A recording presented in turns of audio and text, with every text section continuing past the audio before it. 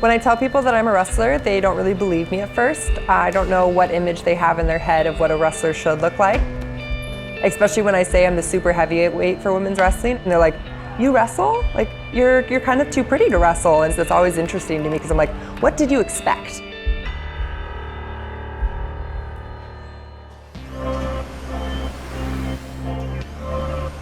My name's Adeline Gray. I'm a 3-time world champion, ranked #1 in the world, been undefeated for 2.5 years, and I'm going to compete in the Rio Olympic Games in August. I never really considered the Olympics as an option for me when I was a younger kid, and it's something that I don't think enough girls have an opportunity to dream about.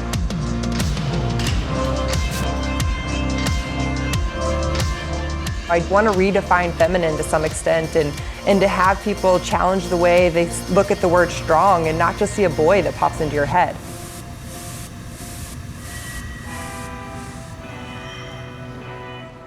I started wrestling boys when I was 6 years old, and I wrestled boys all the way through high school.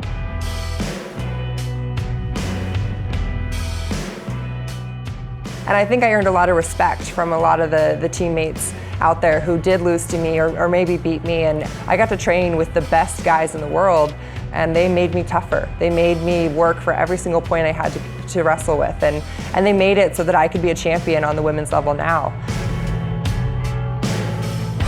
We teach girls to be perfect and boys to take risks. I need to take risks, that I am a confident and strong female who knows that I'm great at wrestling. I'm still struggling with that concept that I'm worried about not being perfect when I step on the mat.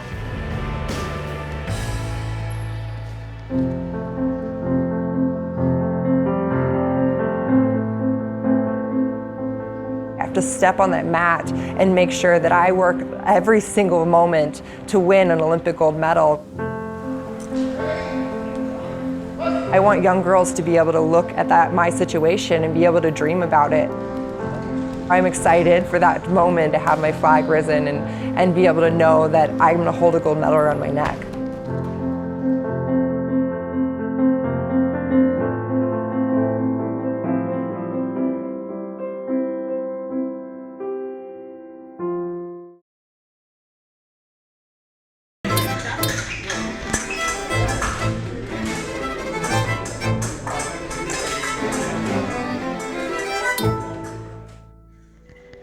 I think a typical fencer looks nerdy, predominantly Caucasian.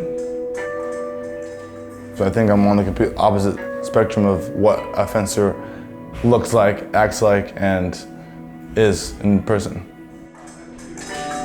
I'm Watson. I'm a 2-time Olympian and world champion. As a troubled 9.5-year-old, I had to do a lot of extracurricular activities that was offered in my middle school. So when I first picked up a foil, which is what they like to call a sword, I just immediately fell in love with it. I didn't think it would take me this far, but I've been rolling with it ever since. People should know that fencing it's a combat sport. They think it's super fluffy and all this, but no, it's really intimate. You can literally hear them breathing, you can see their eyes. You can really see if someone's scared or if someone has no emotions. And that's so cool about the sport, is you can really gauge your opponent emotionally, which I don't think you can in many sports. Well, I think the fencing community, they've embraced me, but then you have people obviously who are older who want to see the sport the same. People have always said, like, you won't win this competition, you won't make a national team, you won't ever, make an Olympic team, you won't be a world champion. I'm gonna win, just make you eat your words. Hate is your motivator, it just comes with territory. The first time I ever qualified for the Olympics, it's just the most incredible feeling because all that hard work pays off because 0.11% of the population goes to the Olympics. I think being an outsider, you have more drive than everyone else because you want to prove people wrong.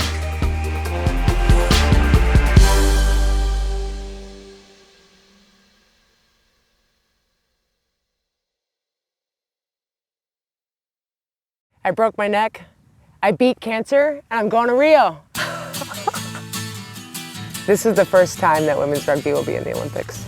I'm Jillian Potter and I play rugby for Team USA.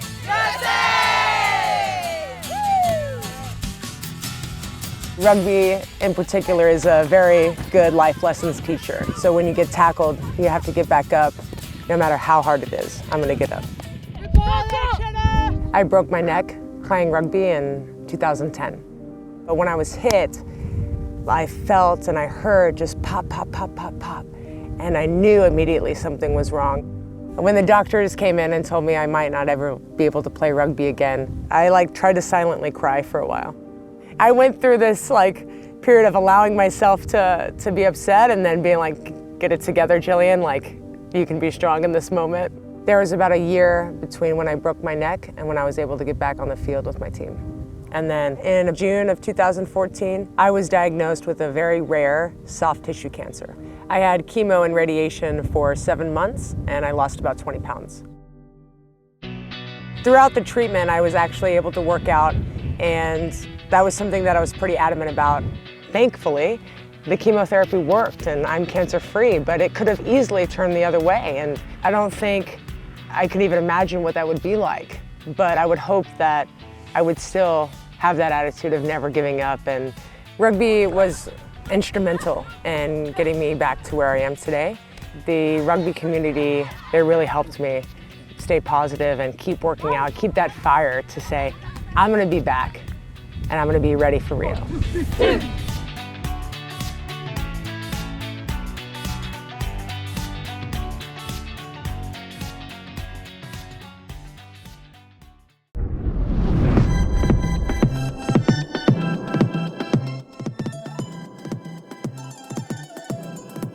Veio até aqui, fez luta do Mundial aqui no Brasil.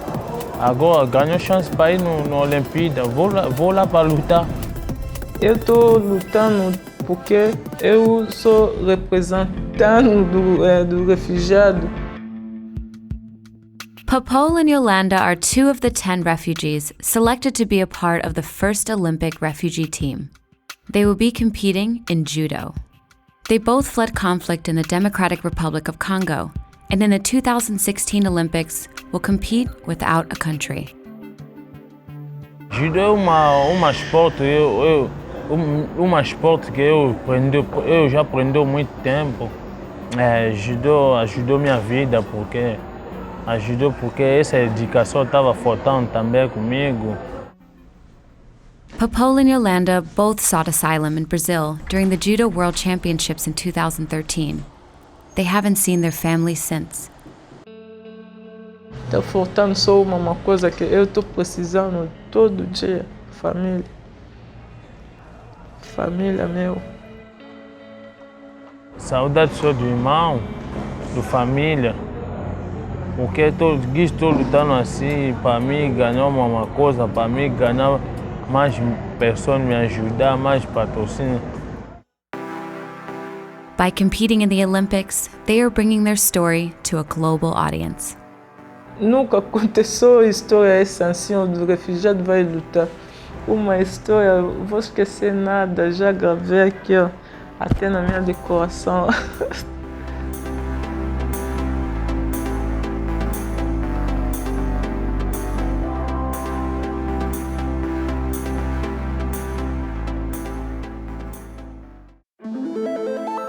We will see a transgender Olympian in my lifetime, someone who is out and authentic with their identity and still competing in sports at a high level, because now it's possible.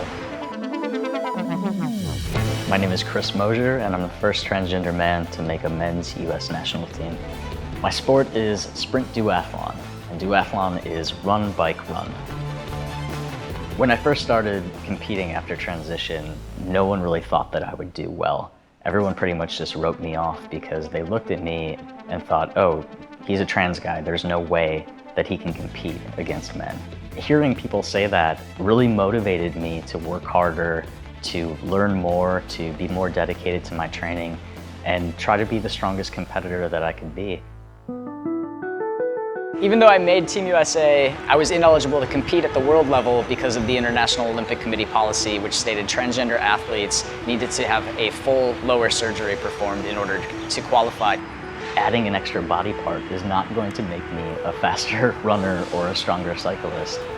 They just needed an athlete with a name and a face, someone who is actually being impacted by this policy, to look at it and to say, this isn't right.